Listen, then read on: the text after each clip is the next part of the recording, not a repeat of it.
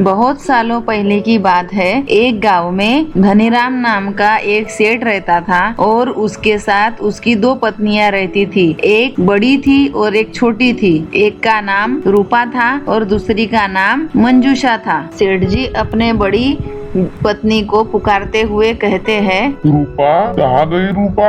दिख नहीं रही है सुबह से, इतने देर से पुकार रहा हूँ। अजी वो तो मेरी बहन हमेशा काम में लगी रहती है कि कभी किसी की सुनती नहीं। आप कितना भी चिल्लाओगे फिर भी उसको सुनाई नहीं देगा। अरे बड़ी, कहाँ गई थी तुम? तुम्हें सेठ जी कितने देर से पुकार रहे हैं। तुम्हें क्या सुनाई नहीं दे रहा है क्या? तुमने कान में क्या रुई डाल कर रखी है क्या? अरे नहीं दीदी, मैंने कान में कोई रुई नहीं डाली है। मैं काम में थी ना, यहाँ आवाज चल रहा था इसलिए मुझे सुनाई नहीं दिया। कामचोर कही की हमेशा नहीं क्या, सिर्फ बातें बनाते रहती है, काम वाम तो कुछ करती नहीं। बहाने बनाना इसको पता है। इतने देर से सेठ जी आवाज लगा रहे हैं, अगर तुम 2 मिनट में नहीं पहुंची ना तो उनका सिर घूम जाएगा। अरे नहीं दीदी, माफ कर दो मुझे, मैं जानबूझ के नहीं ऐसा करती हूँ। मेरे कान को जल्दी सुनाई नहीं देता है, मुझे माफ कर दो।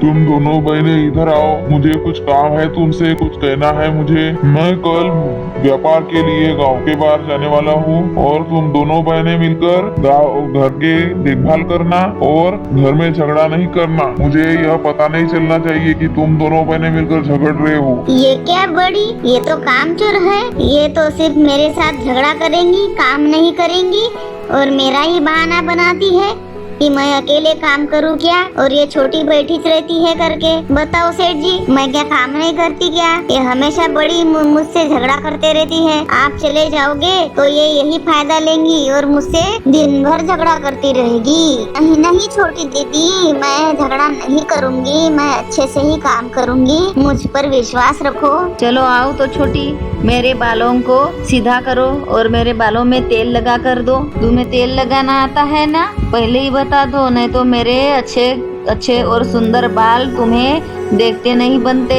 तुम्हारे बाल तो पूरे झड़ गए हैं और तुम टक्कल हो गई हो। मेरे सारे बाल खींच खींच कर तोड़ डालोगी। रहने दो, तुम्हें नहीं करना आता बाल। नहीं नहीं छोटी, मुझे बाल अच्छे तरह से करना आता है। मैं धीरे धीरे करूंगी, तुम्हारे एक भी बाल नहीं झड़ेंगे और अच्छे से तेल लगा कर दूंगी। फिर अगले दिन सुबह, बड़ी दीदी सुनती हो, कहाँ गई हो तुम? क्यों यहाँ कचरा पड़ा है? घर की सफाई नहीं की है क्या तुमने? तुम्हें समझ में नहीं आता क्या? सेठ जी नहीं है घर में, जब घर में आएंगे तब वो क्या देखेंगे कि तुमने काम चोरी की। तुम पूरे घर में ऐसे घूमती हो कि जैसे कि तुम्हारा अकेले का घर है। मेरा घर नहीं है क्या?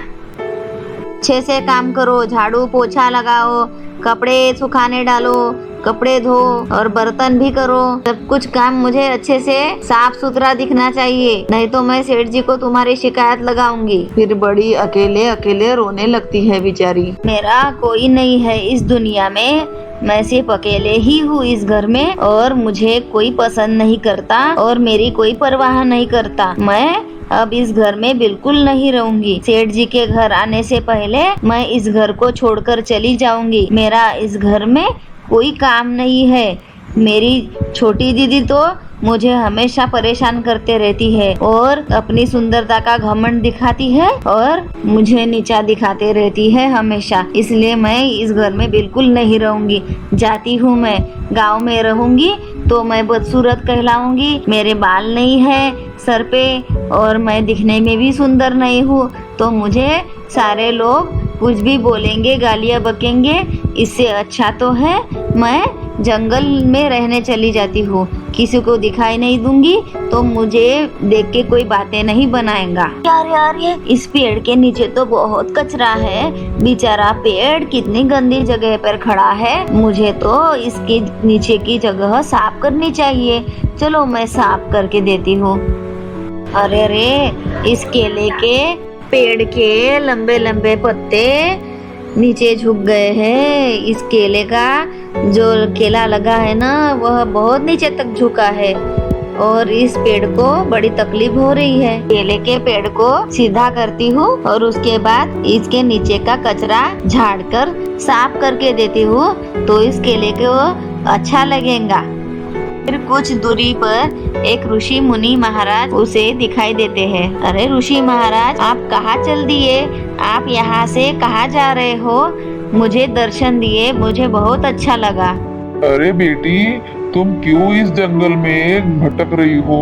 तुम्हें क्या चाहिए? तुम्हें कोई तकलीफ है क्या? हाँ ऋषि महाराज, मैं अपनी जिंदगी से परेशान हो चुकी हूँ। ना मेरा रंग अच्छा है, ना मेरा रूप अच्छा है।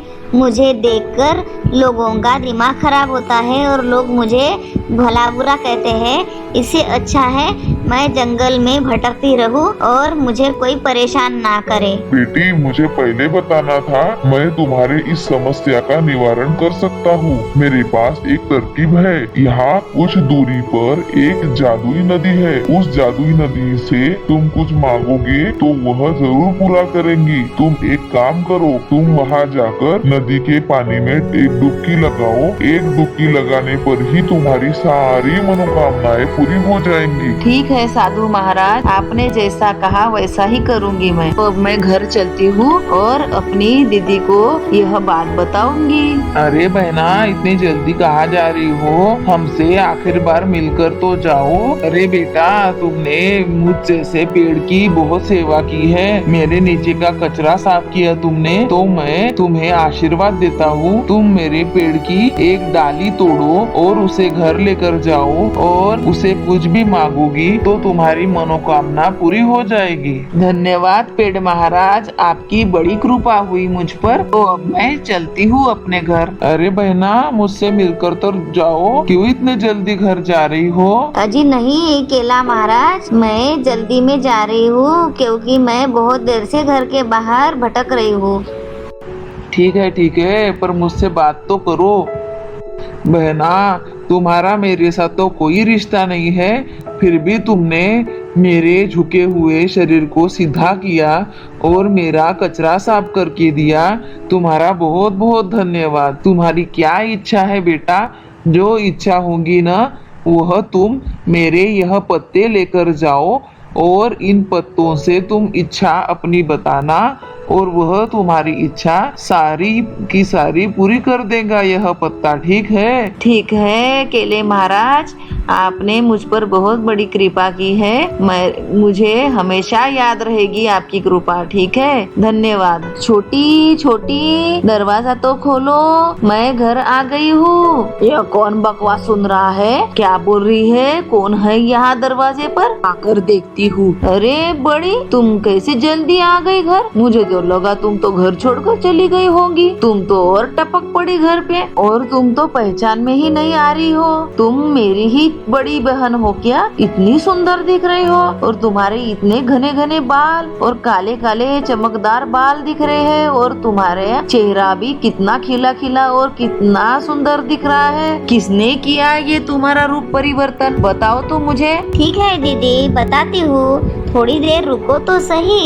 इत्मीनान से बताऊंगी सारा सच में। तो सुनो दीदी, ऐसा ऐसा हुआ मेरे साथ। मुझे जंगल में केले महाराज और पेड़ महाराज मिले और साधु महाराज मिले। मैं तालाब में गई तो मुझे डुबकी मारते हुए मेरा रूप ही सुंदर हो गया। ऐसा है क्या? मैं भी जाती हूँ अपना रूप सुंदर करने और तुमसे भी अच्छा रूप बना कर लाऊंगी अपना। अरे बेटी, मैं पेड़ बात कर रहा हूँ तुमसे। मेरे नीचे का कचरा तो साफ कर देना बेटी, तुम्हारी बड़ी सेवा होगी मुझ पर। तुमने क्या समझ के रखा है मुझे? मैं तुम्हें क्या साफ सफाई करने वाली दिखती हूँ क्या? मैं नहीं करूँगी तुम्हारे पेड़ की सफाई। मैं जा रही हूँ यहाँ से। अरे बहना, मैं केला बात कर रहा हूँ। मेरे पेड़ के नीचे की सफाई करके देना, मैं तुम्हें आशीर्वाद दूंगा। मेरी बात सुनती हो ना?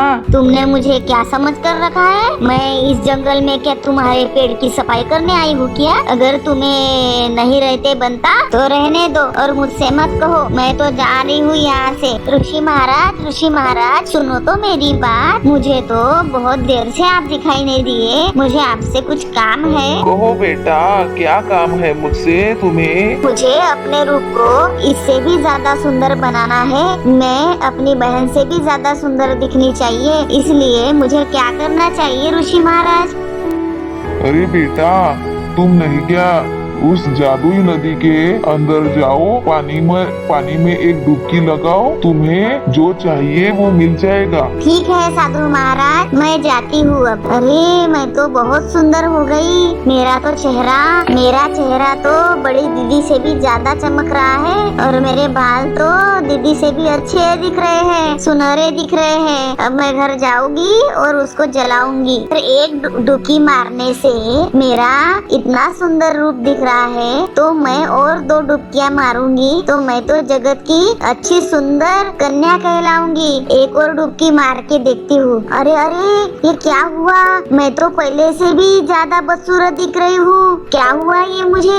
चलो एक डुबकी लगाकर देखती हूँ, मेरा रूप वापस आता है कि नहीं वह देखती हूँ। अरे ये क्या हुआ? मैं तो और भी काली काली पड़ गई और बूढ़ी दिख रही हूँ। मेरे सर के बाल भी चले गए। अब मैं क्या करूँगी? मैं यहाँ से निकल कर जाती हूँ। बाबा ऋषि महाराज मुझे बचाइए।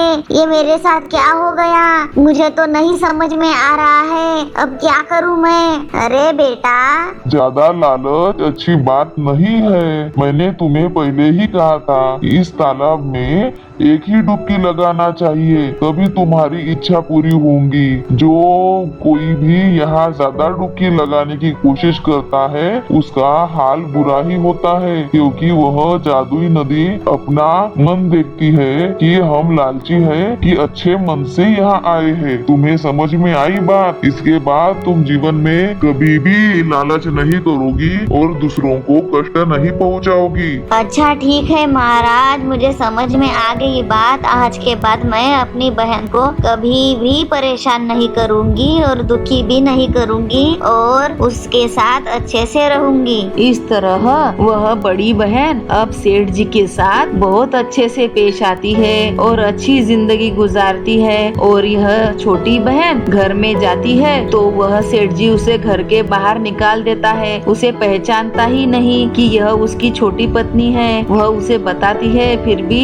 सेठ जी उनके बात नहीं सुनता है और उसे घर के बाहर निकाल कर देता है और वह गांव में इधर उधर भीख मांगते हुए भटकती है और अपना गुजारा करती है। इस तरह वह बड़ी बहन और सेठ जी आनंद से जीवन व्यतीत करते हैं। तो सुनो बच्चों, आपको कैसी लगी यह मेरी कहानी? अच्छी लगी है तो लाइक करिए, सब्सक्राइब करिए और मेरे चैनल को ज्यादा से ज्यादा शेयर कीजिए।